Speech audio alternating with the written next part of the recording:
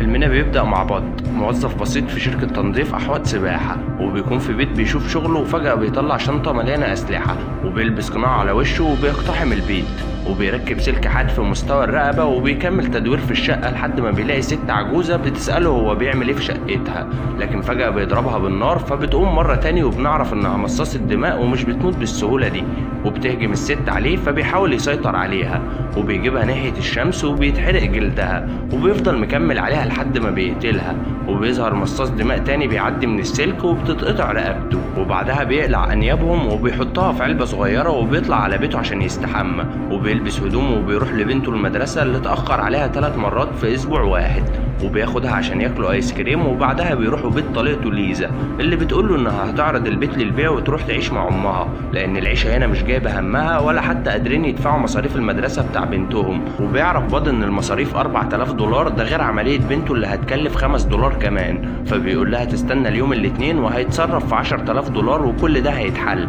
وقبل ما يمشي بيقول لها ما تسمعش كلام أمها عشان ست نكدية وبوظت حياتهم، وبعدها بيروح مكتب القروض اللي بيتعامل معاه وبيقابل تروي اللي بيشتري منه أنياب مصاصين الدماء، وبيكون عاوز يشتري المسدس بتاعه عشان مميز، فبيرفض بط وبيقول له معايا أنياب عاوز أبيعها، فبيقول له تروي أنياب الشاب $800 وأنياب الست العجوزة $2000 بس، فبيتضايق بط لأن كده مش هيكمل الفلوس اللي محتاجها، فبيضطر يبيع المسدس بتاعه والكوتش اللي لابسه لتروي، وبعد ما بيطلع بيبعت رسالة لواحد اسمه بيج عشان يقابله بكرة، وبعدها بنشوف واحدة اسمها أودري شغالة في العقارات وناوية تسيطر على الوادي كله وهي رايحة بيت والدتها، وبتطلع والدتها دي مصاصة الدماء العجوزة اللي بط قتلها، وبتكون عاوزة تعرف مين اللي عمل كده، والمساعد بتاعها بيقدر يلاقي آثار الدم بتاع بط وبيقول لها هيعرف مين اللي عمل كده وهيجيبه، وبيجي تاني يوم وبيروح بط لصديقه بيج وبيتكلموا عن مكان اسمه الاتحاد بط اترفض منه بقاله فترة، فبيقول له بيج انه هيدخله الاتحاد بكفالة منه،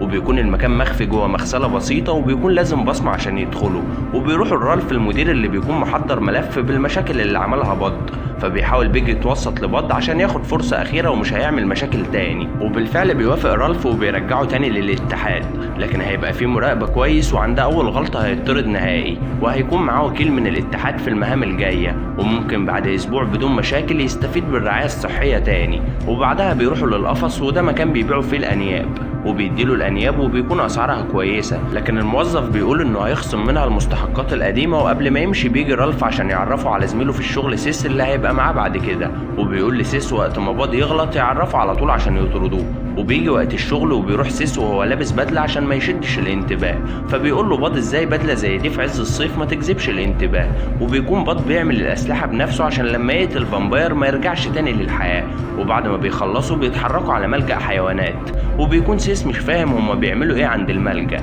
فبيسألوا بط يعرف ايه عن مصاصين الدماء الشباب، فبيقول له سيس ان دول اتحولوا بسبب عضة من مصاص دماء تاني بس مش بياخدوا نفس القوة بتاعته، وبيفضل سيس يتكلم عن مصاصين الدماء وبيقول انهم 5 انواع، الجنوبي والشرقي والعنكبوتي والفائق واليافع، وانهم بيخافوا من الشمس ومش بيقدروا يتكاثروا، وبعدها بيشوفوا واحد بينقل قطط كتير بعربيته فبيطردوه، في الوقت ده بيكون تروي في مكتبه وبيشتغل وبيلاقي عنده موظف مضروب، وفجأة بتدخل أودري عليه وبتمنعه يمسك مسدسه، وبيكون مستغرب ازاي أودري خارجة في الشمس من غير ما تموت، فبتقول له ان الاحوال بتتغير زي البشر ما بيتغيروا، وحاليا هي هترجع ممتلكات اجدادها من تاني، وقدامه حل من الاتنين يا ينضم ليها يا يموت. في الوقت ده بيكون بط وصل لمكان مصاصين الدماء وبيكون عددهم كبير وبيهجم عليه واحد، وبيكون سيس في العربية وبيتصل عليه مديره وبيهزقه عشان قاعد وسايب بط من غير مراقبة، فبيضطر يدخل وبيدي البط السلاح وبيقتلوا مصاصين الدماء وبيجمعوا انيابه وبيخرجوا، وبيديله مسحوق اصفر يستحمى بيه لان مصاص الدماء لما بيموت بيطلع غاز معين بيمسك في الجسم واي مصاص دماء تاني ممكن يشمه ويطارده،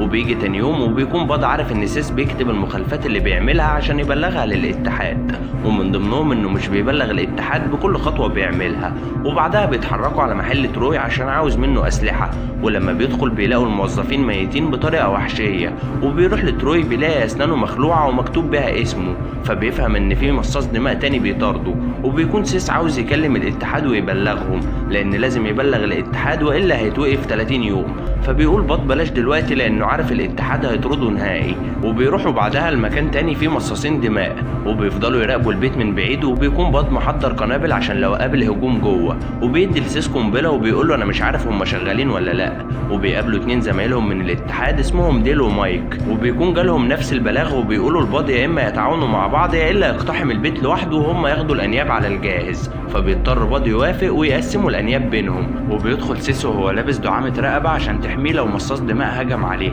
ولما بيدخلوا بيكون البيت فاضي ومفيش حد، لكن بيسمعوا صوته وبيعرفوا ان ده كمين. وفجأة بيهجم عليهم مصاصين دماء من كل حتة وبيفضلوا يقتلوهم ويقطعوا رقبتهم، وسيس بيكون واقف مش عارف يستخدم سلاحه حتى. وفي الاخر كل مصاصين الدماء بيموتوا وبيفضل واحد بيجري بره البيت. وبياخد سيس باله ان مصاصين الدماء مش من نوع واحد، وانهم 4 انواع في بيت واحد، وده مستحيل يحصل بسبب اتفاقهم سوا، واكيد حاجة بتحصل جمعت ال4 انواع مع بعض. وبيكون باد اتأخر على بنته كالعادة، فبيروح ياخدها عشان عيد الميلاد اللي اتفقوا عليه. ولما بياخد بنته وبيروحوا عيد الميلاد بتجيله مكالمة من واحدة بتقول انها عرفت عنه كل حاجة، وان اخر اسم تروي قاله كان اسمه، وبتقول انها هترجع حقها منه، وبتقول له استمتع بالحفلة لانه مش هيلحق يخلصها. فبياخد بنته بسرعة في العربية وبيتصل على مراته وبيقول لها انه في خطر ولازم تجهز نفسها عشان هيهربوا من البيت فورا، وهيبقى يحكي لها كل حاجة. ولما بيوصل البيت بيلاقي الحراس بتاع أودري بتمسكه، وبتقول له انها قالت هتخليه يركع قدامها، ولان مراته مش فاهمة اللي بيحصل بيضطر يصارحها وبيعرفها انه صياد مصاصين دماء.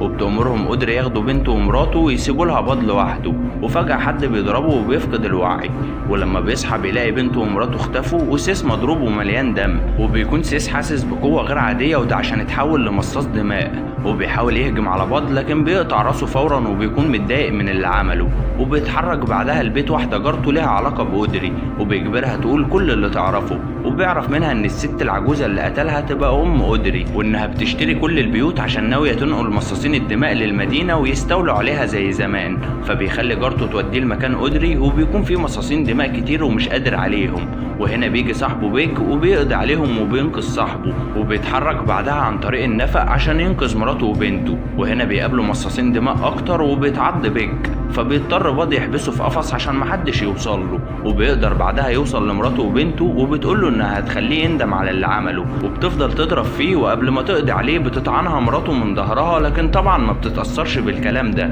فبترمي باد بعيد عنها وبتروح لبنته عشان تخليها مصاصة دماء وتقضي على ابوها وامها. واثناء ما بتكون أودري بتجري بكل سرعتها بتتقطع رقبتها بسبب السلك الحاد اللي ركبه باد في الحيطة. وبيخرجوا هما الكل من المبنى، وبيوصل مدير الاتحاد وبيقول له انه اترفد تاني. وهنا باد بيقول لمراته انها عرفت عنه كل حاجة، المانع يرجعوا يعيشوا مع بعض مرة تانية. وبيخلص الفيلم على كده.